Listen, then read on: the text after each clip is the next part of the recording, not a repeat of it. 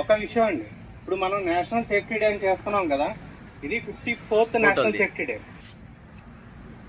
మనకి 1966లో దీన్ని ఎస్టాబ్లిష్ చేశారండి.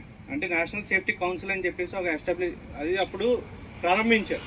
ఓకే, దాని తర్వాత ఫస్ట్ టైం 1972లో March 4th ఫస్ట్ సెలబ్రేట్ చేశారండి.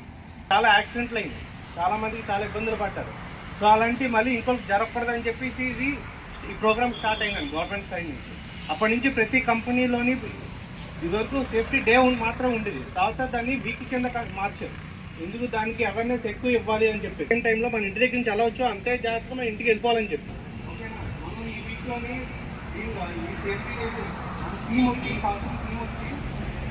Safety and wellbeing crucial for Viksit Bharat.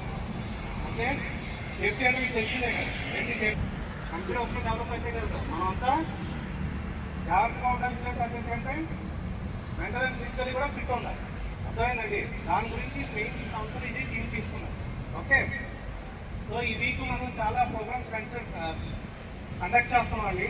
ఓకేనా, సో అవేర్నెస్ క్రియేట్ చేయడానికి at the same time me talent కూడా అందులో ఎలా మీ టాలెంట్స్ కూడా చూసి దాని తగ్గట్టు ప్రైజ్ కూడా ఇవ్వబడి జరుగుతుంది. ఓకేనా, సో ఇప్పుడు మన తగ్గట్టు కామెంట్స్ ఇస్తారు సేఫ్టీ మీద, అంటే ఈ సేఫ్టీ డే మీద. ఓకేనండి.